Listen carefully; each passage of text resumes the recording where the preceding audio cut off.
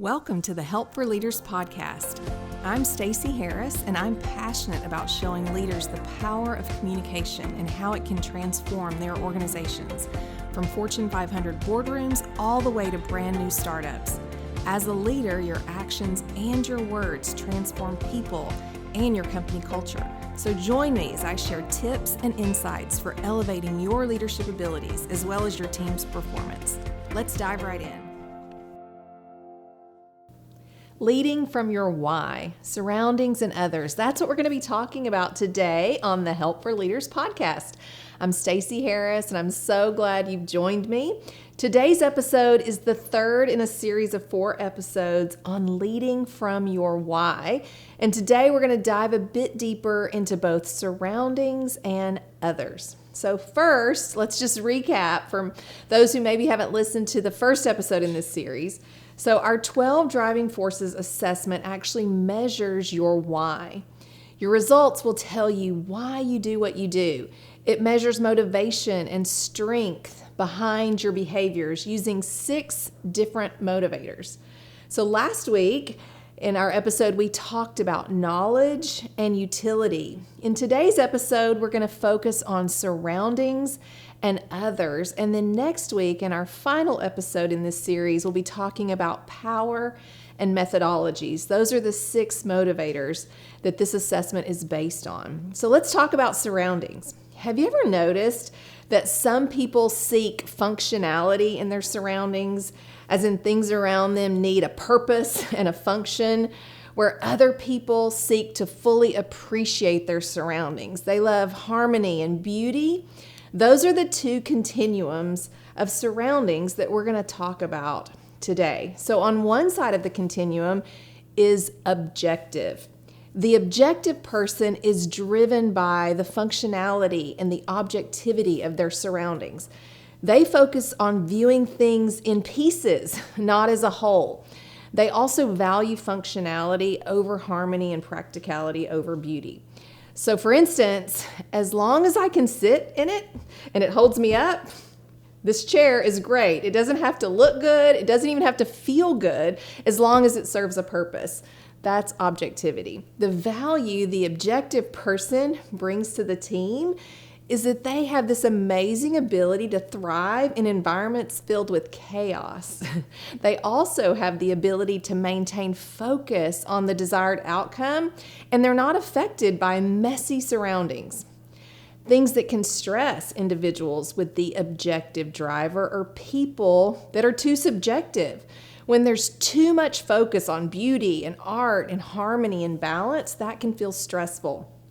And then lastly, people who spend way too much time being overly creative can actually stress the person that has that objective driver. And then in extreme situations, objectively driven individuals can be perceived as actually being insensitive. Also, when extreme, these individuals can appear to have little or no appreciation for the arts, and they can focus too heavily on objectivity.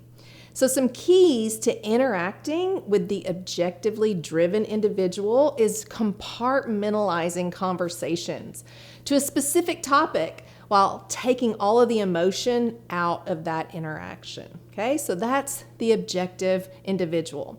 On the other side of the surroundings continuum is harmonious. The harmonious person is actually driven by harmony and beauty and balance. They focus on subjective experiences for themselves and for others, and they love to focus on personal and team development.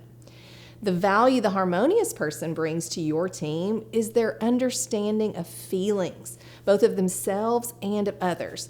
They also bring new and creative and even artistic ideas to the table and they have this appreciation for beauty, harmony, balance in all areas of life. Things that can stress the harmonious driver is a lack of balance, or when there's just this lack of harmony. That individual can feel very stressed. Another thing that can stress the harmonious driver is a closed-in or untidy workspace. Another stressor is people who focus strictly on the objective truth. In extreme situations, harmonious, driven individuals can exhibit that starving artist syndrome, where they actually put all their time and energy into creating their art and sacrifice their material well-being. Another area we see in extreme situations is actually conflict with objective goals of an organization and even the individual functioning outside of the reality of some people. Okay, so some keys to interacting with the harmonious driver is giving them the ability to freely express their thoughts and their ideas to create harmony. Okay, so those are the two drivers: surroundings, why we do what we do in relationship to objectivity and harmony. Okay, so I want to give you an example. I was working with an intern once who was a highly harmonious person, and they were working in a very small office space that was actually chaotic and messy. And this was extremely stressful for that person because if you remember, harmonious individuals actually thrive when there's peace and harmony. They don't like clutter and chaos, and they don't like closed-in spaces. So for this individual, that internship was really challenging. But the more we talked about it and they understood their own style, they realized that actually was maybe not the place for them because it just wasn't a fit. It was creating so much stress for them as an individual. Okay, so now let's talk about others. You're either intentional or altruistic. So let's talk about these two continuums. On one side of the others continuum is intentional. The intentional person is driven to assist others for a specific purpose, not just for the sake of being helpful or supportive. They actually focus on the world as being their tool set to accomplish their goals, okay? So they're typically skilled at keeping their emotions out of business, and they focus on giving of their time and helping others when it's beneficial to them versus just to give or to help. Okay, so the value the intentional person brings to your team is their ability to stay objective in tough situations. They don't get sucked in emotionally. They also have this ability to weigh the social cost/benefit quickly. And typically, this person is great at actually holding other people accountable for results. Okay, things that can stress individuals with that intentional driver is when others blame the system and not the individual, when they don't take personal responsibility. Another stressor is people who waste too much time helping other people. And then the last stressor I want to mention for the intentional driver is people who won't confront and give a second chance. Okay, in extreme situations, the intentional driver can focus on self over others. They may not be willing to actually invest time or resources in helping a cause, and they can be seen as cold and uncaring in extreme situations.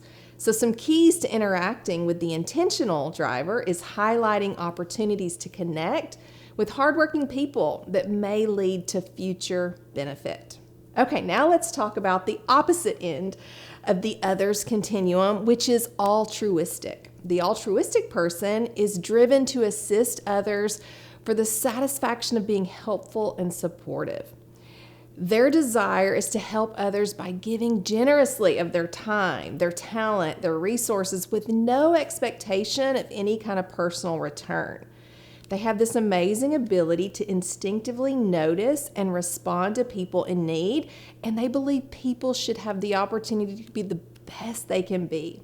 The value they bring to your team is that they are so generous with their time, with their talent, with their resources, and they can also champion a worthy cause. Stressors for the altruistic person are decisions or actions that are insensitive to people. They also can get stressed when the focus is on things or strictly the ROI. They can also get extremely stressed by people that don't seem to care about other people. So in extreme situations, the altruistic driver can lead to self-neglect because they focus solely on other people. They can be overzealous for a cause and can turn people off, especially at work. So be aware of that in extreme situations. So some keys to interacting with the altruistic driver is promoting the idea of benefiting others and helping them achieve their potential. So those are the 4 drivers leading from your why that I wanted to talk about today. If you're wanting to grow professionally and understand your why, I'd love to invite you to take our 12 Driving Forces assessment. We're offering a 10% discount to anyone listening to this podcast who reaches out to us to take the assessment. Just mention that you heard about it on our podcast to get your discount. So you can fill out our contact form on our website. You can shoot us an email. You can even pick up the phone to give us a call or send us a DM on Instant Messenger. All that info is listed in our bio. We'd love to help you learn about your why and how it can enhance your communication. I hope you'll join me next week for our 4th and final episode in this series on leading from your why. Thank you for joining us today. You have the potential to communicate, engage, and lead with significant impact, and my goal is to help you do just that. Whether you're trying to get that next big promotion, scale your small business, or manage a team of thousands, there's always room for growth, and I can help you get there. Go to disc-report.com and find out what style of leader you are by downloading my free ebook on communication. Until next time, lead well and prosper.